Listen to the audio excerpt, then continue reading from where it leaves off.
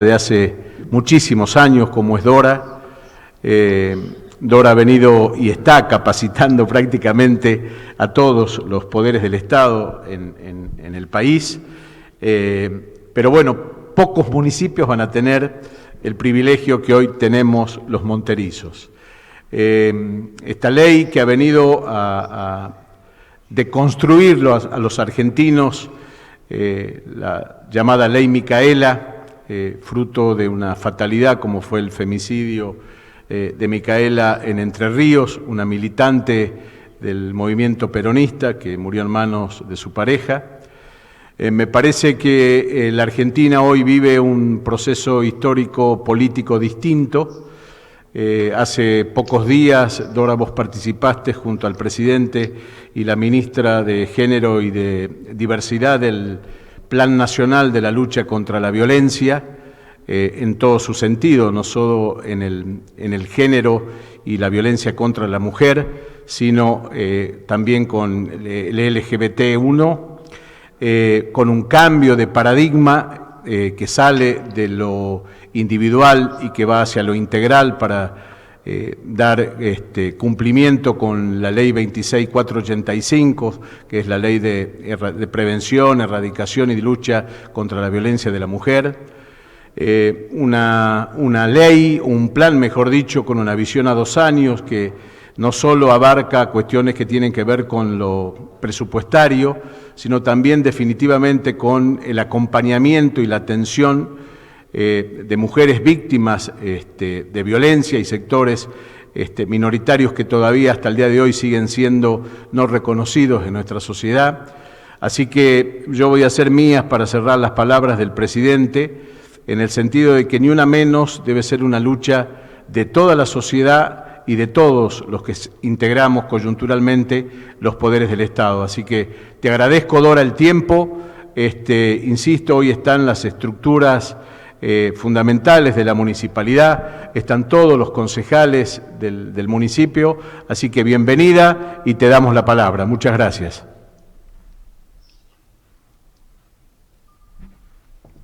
Bueno, muchísimas gracias, muchísimas gracias. ¿Me están escuchando bien? Sí. Bueno, espero que sí. Para mí es un honor estar participando de esta iniciativa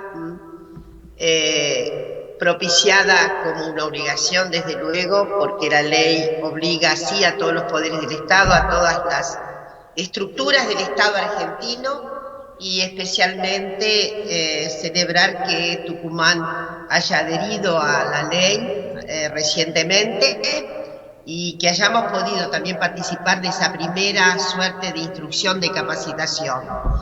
Agradezco muy especialmente al querido intendente de Monteros y al querido Mario. Tengo ya raíces entrañables con Monteros, así que siéntanme parte de la casa y parte entonces, yo diría, inescindible de esta voluntad de cambio que estamos poniendo de manifiesto en esta Argentina, que está viviendo un cambio de época que está obviamente signado por la circunstancia tan asiaga del COVID-19, pero también porque hay una voluntad, yo diría, fundamental, indispensable, irrevocable, de no solo sortear la circunstancia dolorosa del COVID-19, sino de incrementar con toda fuerza el programa con que se asumió el 10 de diciembre pasado. Entonces insisto en que estamos viviendo un cambio de época. Vamos a las cuestiones. Creo que tengo alrededor de 25 minutos, en fin, espero que sea bien entendible lo que quiero transmitirles. La ley 27499, que es la ley Micaela, es una ley enorme, de enorme importancia, una ley que está siendo imitada. Hay varios países en América Latina que están proponiéndose la sanción de una ley como Micaela. Apenas decir que Micaela fue bárbaramente asesinada después de una violación en el 2017 y que, tal como dijo Mario, era una militante integral, una militante feminista, una militante del movimiento popular, una compañera que fue bárbaramente asesinada, y ese asesinato pudo haberse evitado, de ahí el significado de la ley Micaela, si el Poder Judicial hubiera tenido atención suficiente a la perspectiva de género en aquella ocasión. El femicida de Micaela había sido puesto en libertad, a pesar de que había una serie de informes no vinculantes, pero que no fueron atendidos por el juez, que esos informes eran todos resonantes en las características idiosincráticas de la personalidad del que iba a ser femicida de Micaela, y que no había ninguna condición de posibilidad para que se manifestara, para que pudiera darse la libertad. Y además ocurrió que Micaela fue muerta un sábado a la noche. El día viernes, el mismo individuo había intentado violar a una adolescente, y la familia fue a hacer la denuncia, pero resulta que, como ya era fin de semana, disuadieron a quien portaba la denuncia de que la hiciera, porque el trámite iba a estar esperando hasta el fin de semana. Si toda esa absurda circunstancia no hubiera ocurrido, Micaela estaría viva. Entonces, para ir adelante con las cosas, quiero manifestarles que el compromiso con la ley Micaela no es el compromiso apenas de la perspectiva central de género en toda la oportunidad del accionar público de nuestro país. Es una ley que obliga a todos los poderes a tener perspectiva de género en sus acciones, en sus fallos, en sus sentencias, etcétera. Pero además, y esto es lo que quiero sobre todo transmitirles, es una ley que se dispone a entrañar combates decisivos contra los valores, las conductas, las apreciaciones y las singulares defecciones de derechos que tiene el sistema patriarcal. Esto es lo que entraña la ley Micaela. Si no se pone por dentro que la ley Micaela no es solo un acicalamiento, no es solo el maquillaje que va a tener el Estado para adecuarse en corrección política a los derechos de las mujeres y de las otredades, a la integridad total de esa parte de la población que, por otra parte, es nada menos que más del 50%, si fuera solo una adecuación, insisto, de maquillaje, estaría absolutamente de más este tipo de comunicaciones que me permite tener con todas y con todos ustedes. Aquí de lo que se trata, léase bien la ley Micaela, es que todo el Estado argentino se disponga a un combate crucial para extinguir las fórmulas del sometimiento patriarcal. Eso es lo que quiere decir la ley Micaela. Por lo tanto, me gustaría detenerme 5 minutos apenas en decirles que el sistema patriarcal tiene largo arraigo en nuestras sociedades, pero no tan largo como a veces se puede llegar a pensar o se hace creer. El sistema patriarcal es un sistema por el cual la parte masculina de la población se tornó enjundiosamente sobresaliente y jerárquicamente disímil de los sujetos femeninos. Y eso ocurrió probablemente en el Neolítico Superior. Esto es 7.000, 8.000 años hace que tenemos un sistema patriarcal que efectivamente ha delimitado valores, ha proporcionado las más irracionales conductas, porque también ha obligado a los varones a una consideración normativo, edificante del ser masculino que efectivamente le ha exigido y ha ponderado una, ¿cómo decirlo?, una exigentísima carga. La primera y principal, sobre todo, es la de haber pensado que la cuestión de los sentimientos, de las emociones, son cosas de mujeres, por ejemplo, ¿no? Una especie de escisión, nada menos que de los aspectos sentimentales y de los aspectos emotivos, como si las mujeres solamente estuvieran consagradas a las emociones. Eso es una especie de credo patriarcal absurdo, como si los varones no pudieran imprimir emociones a sus vidas, manifestar emociones. Yo voy a recordar a un gran ensayista inglés que se llamaba Raymond Williams, muy amigo de las causas populares, Raymond Williams, que en un trabajo maravilloso que dedicó a uno de los tantos trabajos que dedicó sobre todo a la vida inglesa, Raymond Williams dice algo que es muy acertado desde el punto de vista de la constatación historiográfica, algo así como 1850, dice así, año en que los varones ingleses fueron obligados a no llorar más en público. La verdad es que los varones ingleses ya venían siendo forzados a no llorar más en público. Pero en fin, es como la obligación estandarizada de la métrica patriarcal. No se puede hacer consideración como las mujeres hacen de sus emociones en la vida pública, lo cual es un desatino absoluto. Entonces el modo patriarcal de existencia acompaña a la humanidad, a veces ha sido más vigoroso, a veces ha sido menos violento. No me voy a detener acá, cuando nos encontremos así en face to face seguramente podremos profundizar más estas cuestiones. Ha habido momentos en el occidente en que hay un cierto craquelé de la potestad patriarcal, hay momentos en que ha sido brutalmente,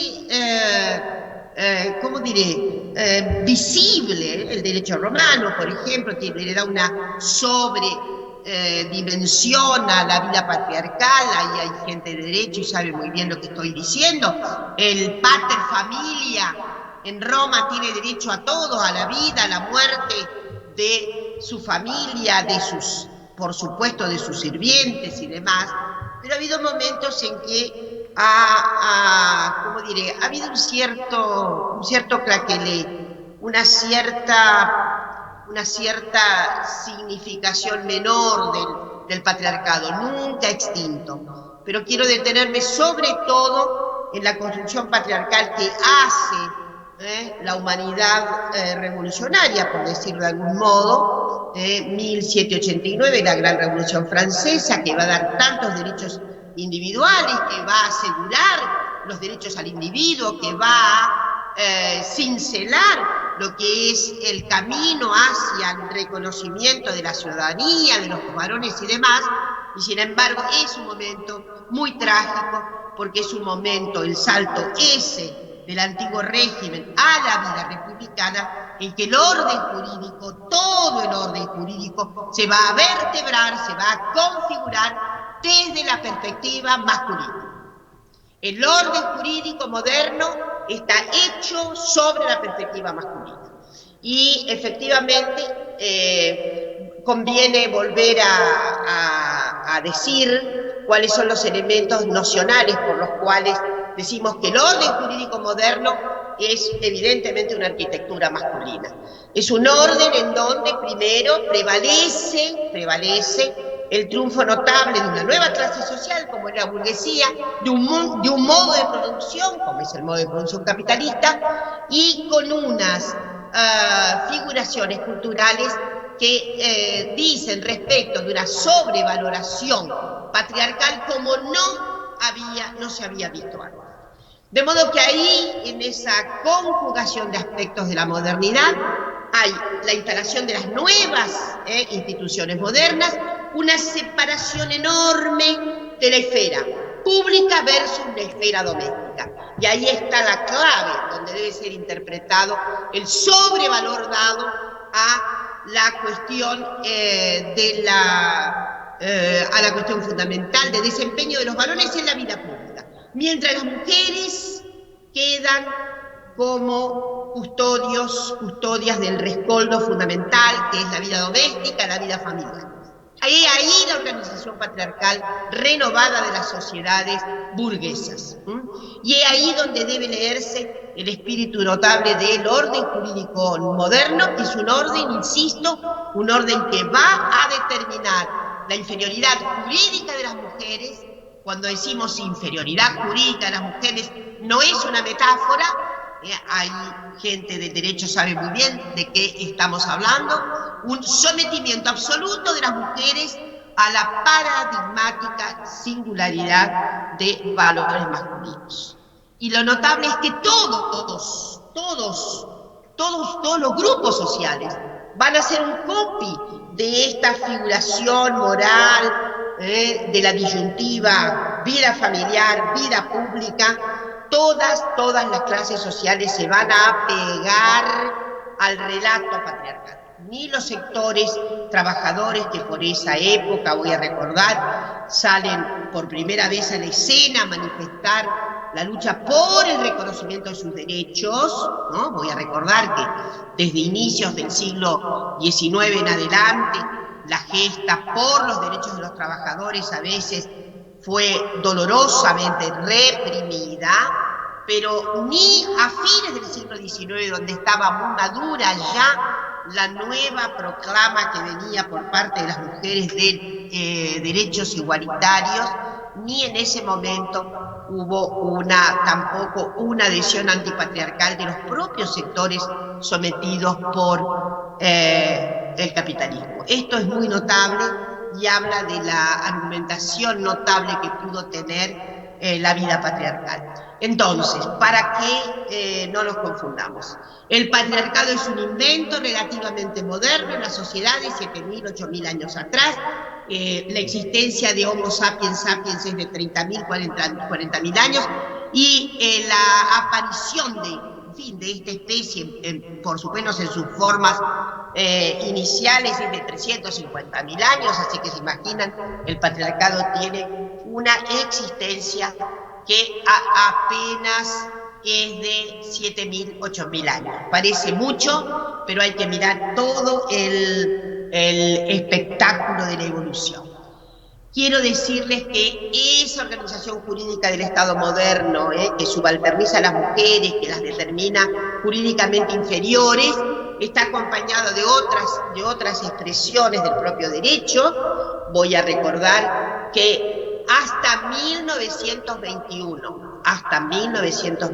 en que se organiza una transformación del derecho penal argentino, la primera gran transformación ocurre en 1921, hasta 1921 prácticamente el Estado consentía en el homicidio practicado contra la cónyuge o contra la hija que había injuriado el honor. El honor, miren, esta matriz del honor es una articulación fundamental del sentido patriarcal que tiene el derecho en el orden jurídico moderno.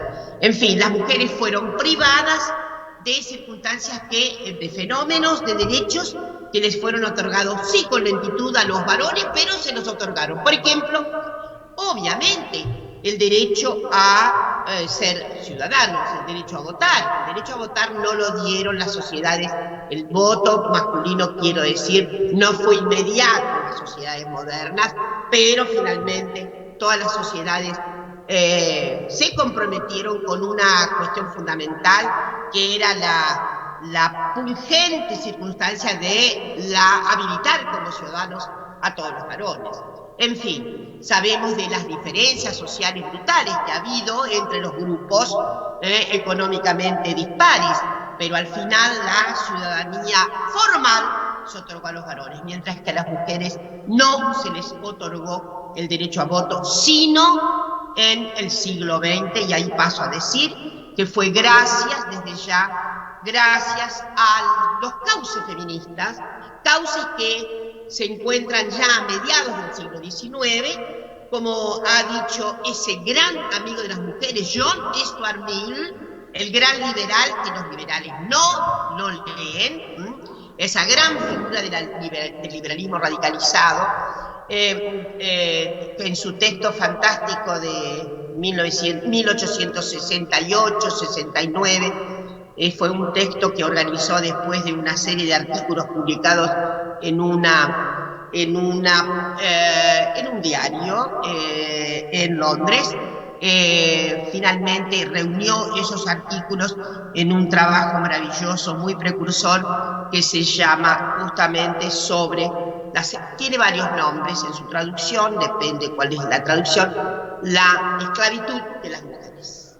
La esclavitud de las mujeres. Él dice, se ha superado la esclavitud, pero queda una esclavitud sobreviviente, y es la esclavitud que padecen las mujeres. Porque las mujeres no tienen los mismos derechos civiles, no tienen los derechos cívicos, no tienen los derechos que tiene la humanidad masculina. Y estaba hablando ya casi en 1870.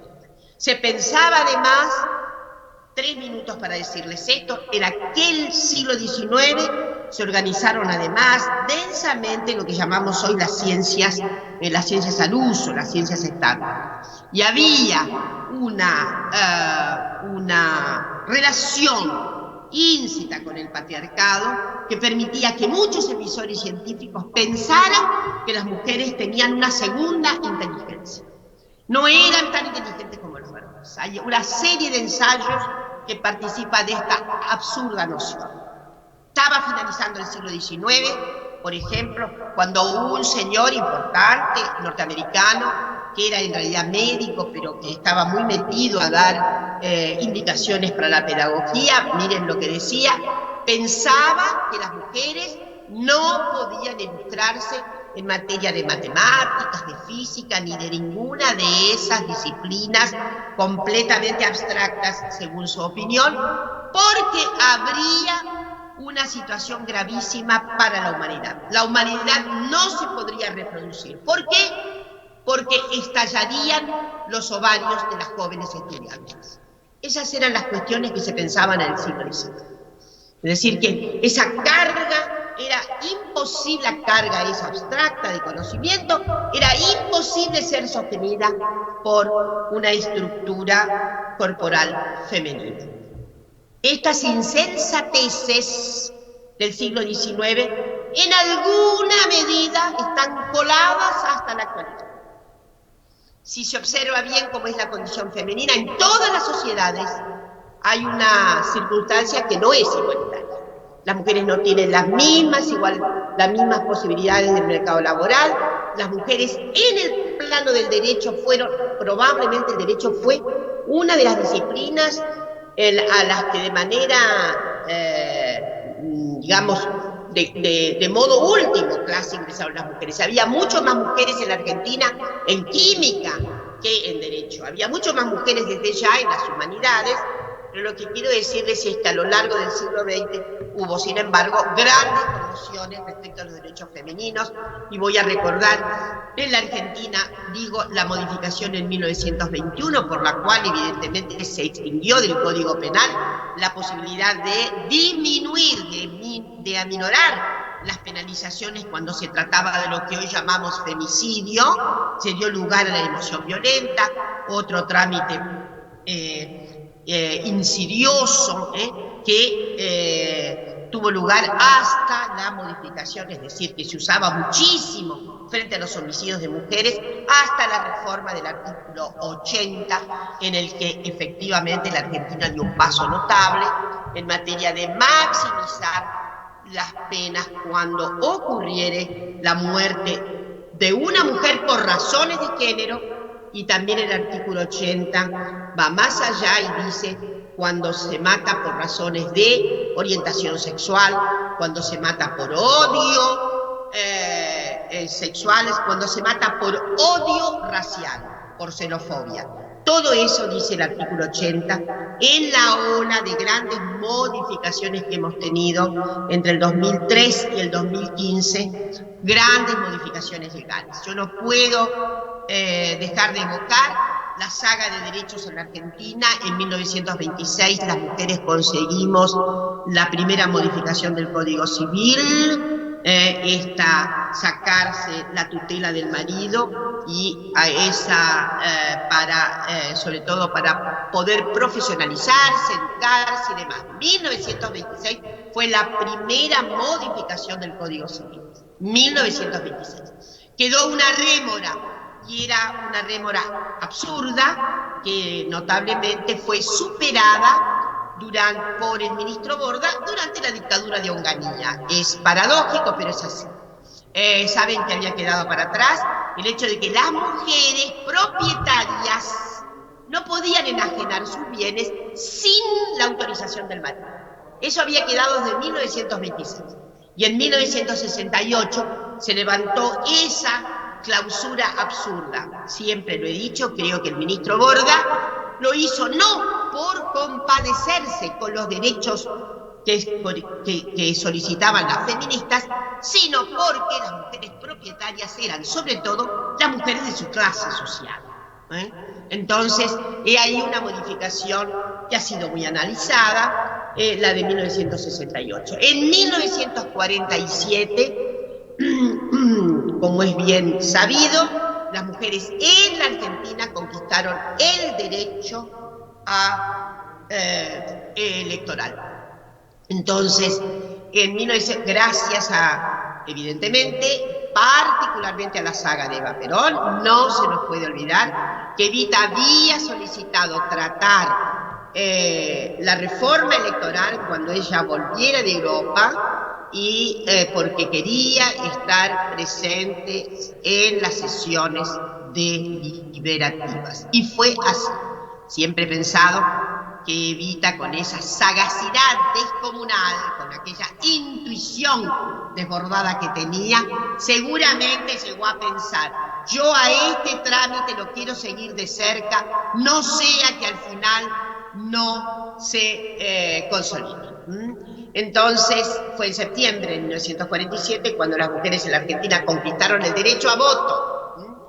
Y obviamente fue también la Argentina, obviamente a propósito de la gran saga de Eva Perón, por la masividad de la participación de mujeres en la política en nuestro país.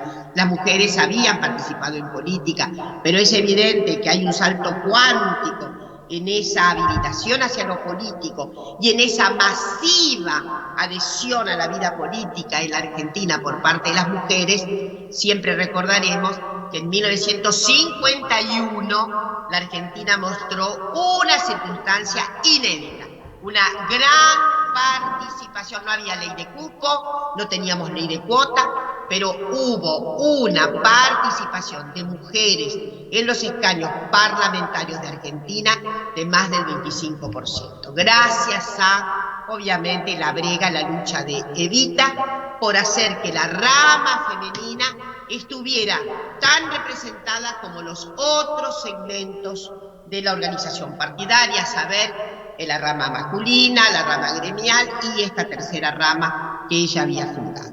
En fin, las mujeres sufrieron las mismas ignominiosas persecuciones que los varones en los años notables de resistencia de los años 60, 70. Hay una enorme proporción de mujeres desaparecidas en la Argentina y desde luego, ¿cómo no recordar ese bastión de resistencia formidable que fueron madres y abuelas de Plaza de Mayo?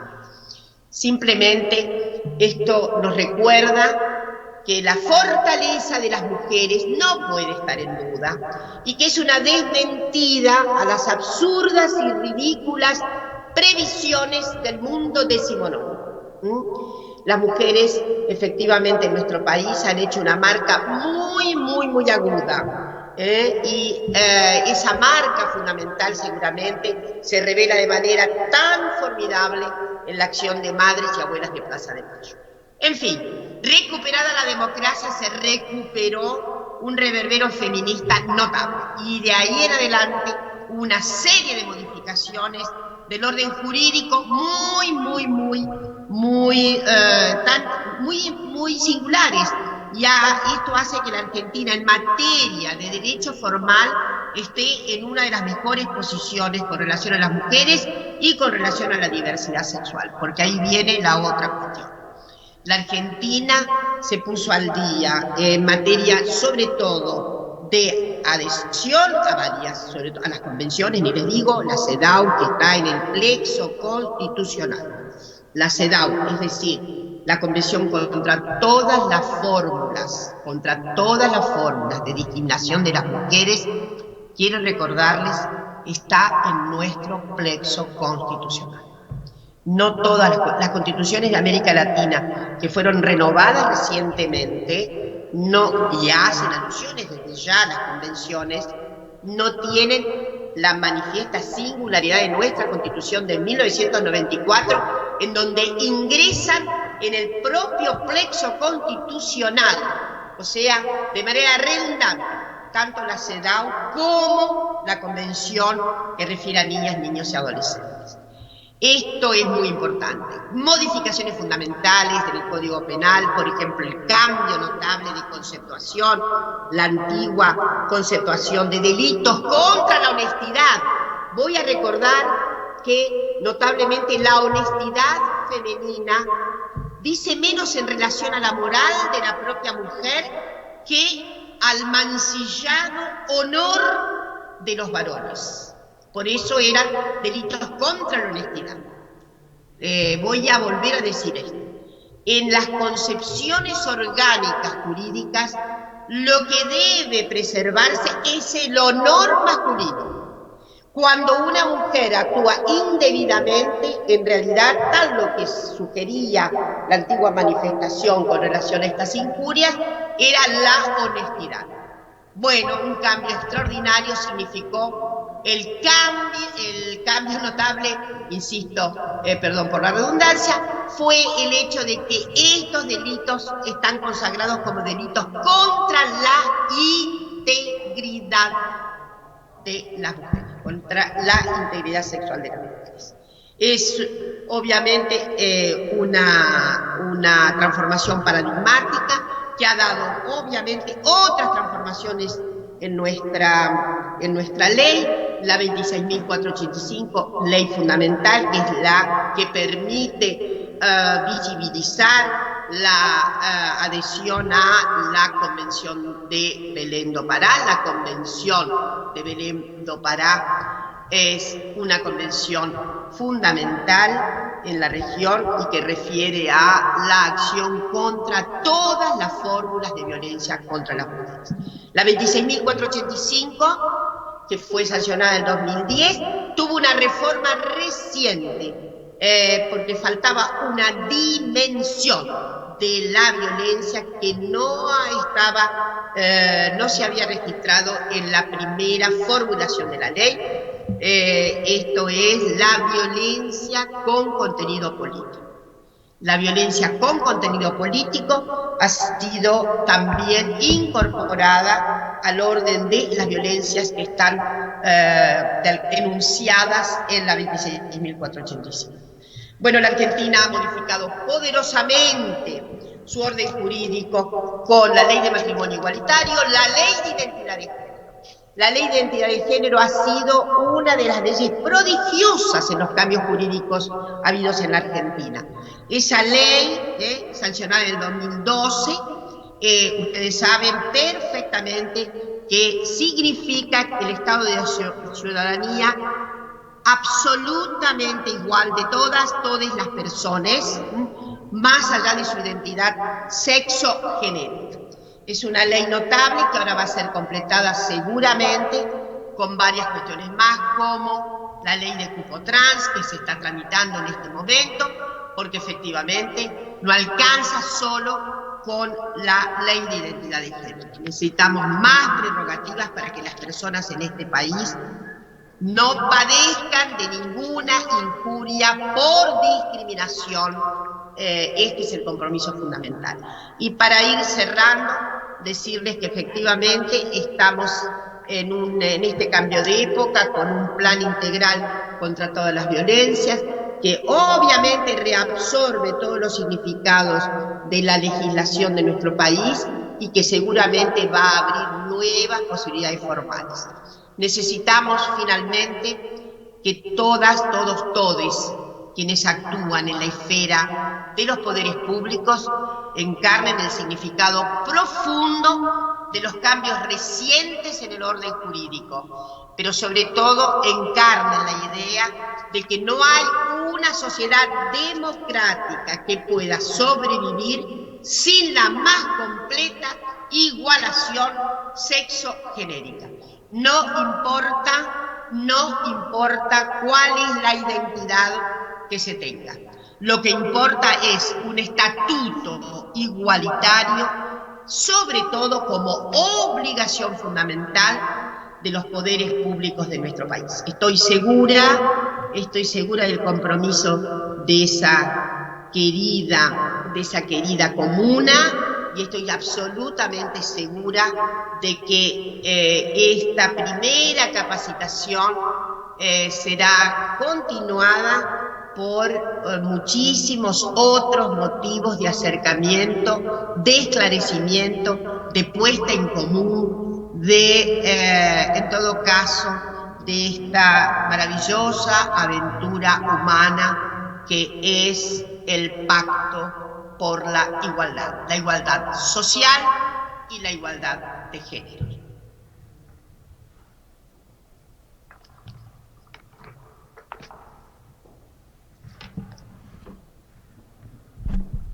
Hola, hola. Hola, hola. Hola. ¿Ahí se escucha, Dora? ¿Ahí se escucha, Dora? Ahí se escucha perfectamente. Bueno, logramos sortear la falla técnica del comienzo. La verdad que una charla, como siempre. Pero ahí no te escucho. ¿Ahí no? Volvemos al teléfono, Dora, para que nos vayamos despidiendo después, porque si no...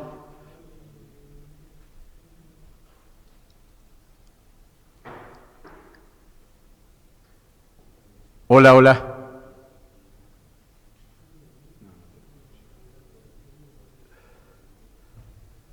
Está viendo el teléfono. No me está llegando. ¿La llamada no te está llegando?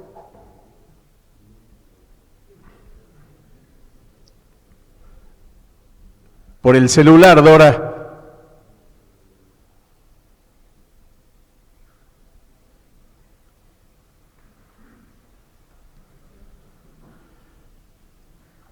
A ver.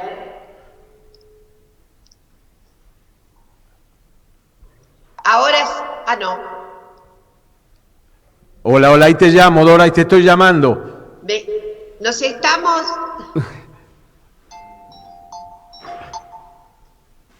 Hola. Ahí está, ahí está. Esta es una interrupción, pero finalmente tiene, digamos, conatos de aproximación.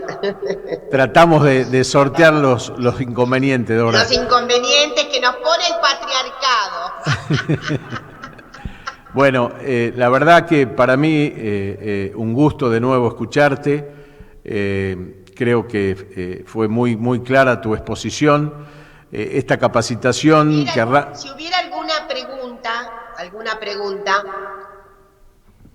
Bueno, podemos pasarlo al micrófono si hay alguien que quiere preguntarle algo a Dora, generosamente va a responder. Yo simplemente para ir cerrando mi participación, decirte que esta capacitación que nos pidió el intendente local, hoy comienza con vos y va a haber 3 jornadas más a cargo de la Oficina de la Violencia, la Oficina de la Mujer, la OBD del Centro Judicial Monteros, y va a cerrar la doctora Mariana Rey Galindo, que es la jueza en familia y sucesiones de este centro judicial. Así que este era el inicio. Gracias de corazón de nuevo por habernos dado unos minutos de tu tiempo.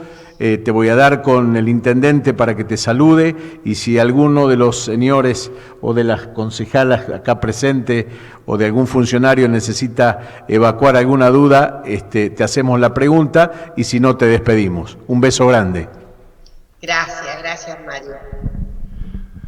Querida Dora, excelente como Hola. siempre, excelente. Yo en nombre del Ejecutivo Municipal, de los funcionarios que me acompañan, del señor presidente del Consejo Deliberante, de los señores concejales y por supuesto de mi amigo Mario, queremos agradecerte infinitamente, porque la verdad que esperábamos con ansias esta primera participación activa de toda nuestra querida ciudad de Monteros, poder estar al lado de quien hoy es una persona muy, pero muy importante y que representa a los argentinos. Nos sentimos honrados. Así que desde lo más profundo de mi corazón, querida amiga, compañera de lucha, un saludo respetuoso de todo un pueblo que te quiere, que te admira y fundamentalmente está absolutamente comprometido con nuestro país. Así que muchas gracias, querida Dora. Gracias. Yo les quiero decir algo, es que al patriarcado lo tienen que sacudir también los varones. Al patriarcado lo tienen que sacudir sobre todo los varones, porque yo he venido diciendo que se trata de una invención tipo Frankenstein, ¿no?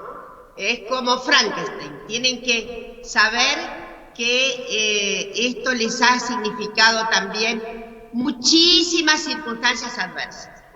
Obviamente, los varones han sido regentes de la escena, efectivamente han tenido beneficios y privilegios, pero no dejo de pensar en el acogotamiento que significa la adhesión al patriarcado.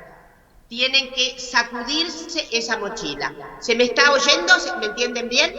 Perfecto, perfecto. Y lo que queremos, siempre me gusta subrayar esto, no es una lucha contra los varones, es una lucha contra el patriarcado.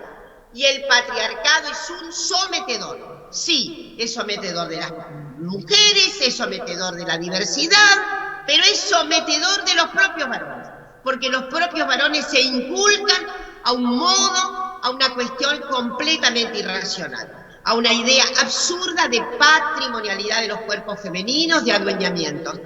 En realidad eso es indignificante de la condición humana. Entonces me gusta mucho estimular a los varones para que se sacudan las duras mochilas de algo que pudo ser significativamente interesante desde el punto de vista de las jerarquías, pero desde el punto de vista existencial es una defecio, es una aberración. Sean libres justamente en la maravillosa posibilidad de libertad común con otras y otros. Gracias, Dora. No sé si alguien quiere hacer una pregunta. Hola. Hola. Sí, Dora, te voy a pasar el teléfono, así vamos a tener que resolver con una concejal de acá, de Monteros, hija de un compañero militante del famoso Turi Guerra, fue compañero mío de trabajo en algún otro momento de mi vida, un luchador incansable, y hoy, se lo decía la vez pasada, fue un orgullo verla también siguiendo esa huella de la militancia, así que te voy a pasar con ella, que te quiere hacer una pregunta, bueno, Dora. Con mucho gusto.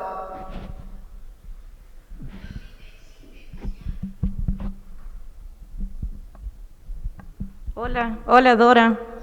Hola. Más allá de una pregunta, quiero agradecerle, quiero destacar que nos hizo pasar por una línea del tiempo de una manera espectacular, la verdad, nos atrapó muchísimo, y me quedó muy marcado algo que dijo, que sigamos luchando por esa igualdad social, igualdad de género, un orgullo profundo. Yo soy la única mujer en el Consejo Deliberante, entonces es importante, muy importante esto para mí y bueno, para todos mis compañeros que acompañan. Muchísimas gracias y como le digo, un orgullo haberla escuchado. Muchas gracias. Bueno, gracias. Gracias. Y tenemos que desear que ahí haya, bueno, que se camine hacia la paridad.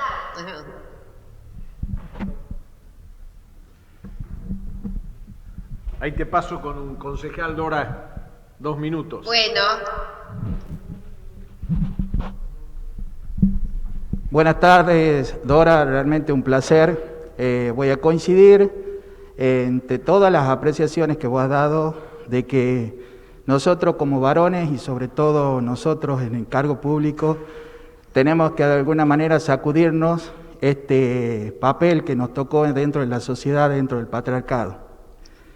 Pero a la vez sabemos y somos conscientes de que nosotros nuestra legislación la tenemos que ir adaptando a nuevos tiempos.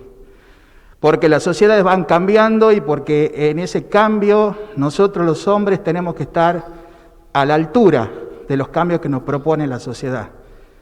Voy a darte un dato fundamental y creo que es algo, no sé si anecdótico en todo el país, pero el municipio de Montero es uno de los pocos municipios que tiene legislado dentro de lo que sería su estatuto de personal el Día Femenino. Producto de una lucha, porque estamos hablando de que eso se incorpora aproximadamente en el año 88 y todavía fue sostenido por todos los gobiernos municipales. Hay mucho por hacer, entonces este tipo de capacitaciones sería importantísimo hacer un estudio de la legislación y en esto quiero que de alguna manera vos me respondas a una pregunta de que esta adecuación tiene que ser una adecuación puramente desde la perspectiva de género o directamente una adecuación a la realidad de que las sociedades nos van marcando. Bueno, lo que necesitamos, las sociedades pueden ir más avanzadas o pueden estar más aletargadas, con relación a lo que nosotros todos necesitamos es que efectivamente las sociedades puedan avanzar en una completa adhesión a la igualdad. Esto es lo que necesitamos. Y que por supuesto haya del otro lado siempre ha resultado muy interesante lo que ha ocurrido en nuestro país. Durante el 2003 y el 2015 hubo una serie de modificaciones en el derecho que todavía retumban con mucha, yo diría, vibración. Y que por ahí, si hubiéramos hecho una consulta, no se consulta, los derechos humanos no se pueden consultar. Los derechos humanos no pueden plebiscitarse. Los derechos humanos no se puede hacer consulta popular con un derecho humano, ¿está claro?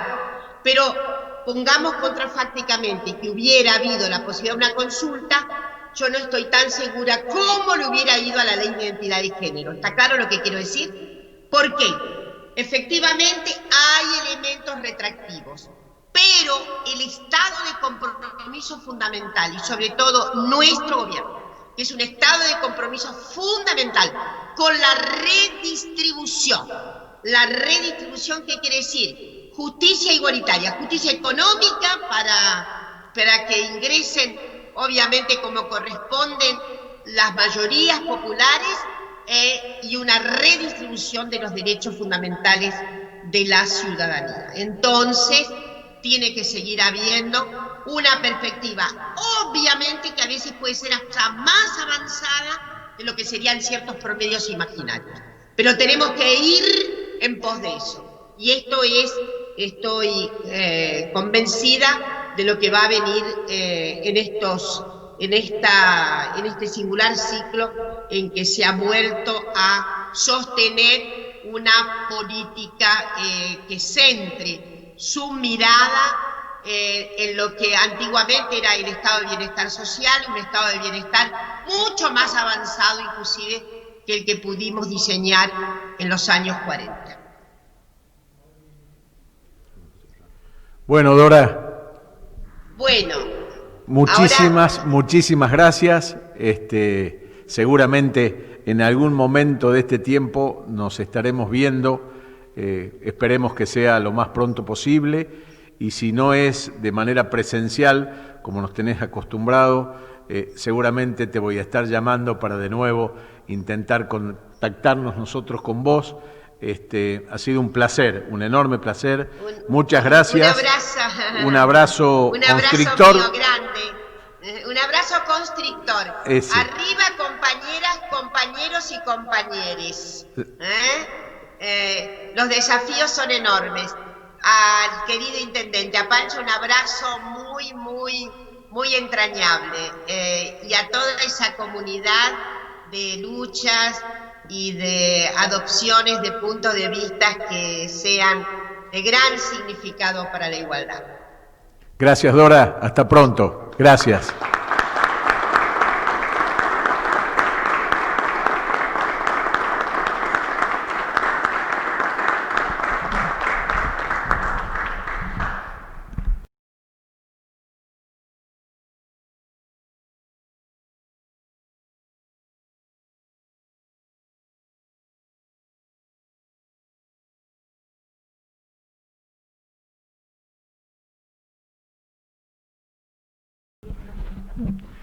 Bueno, solo me resta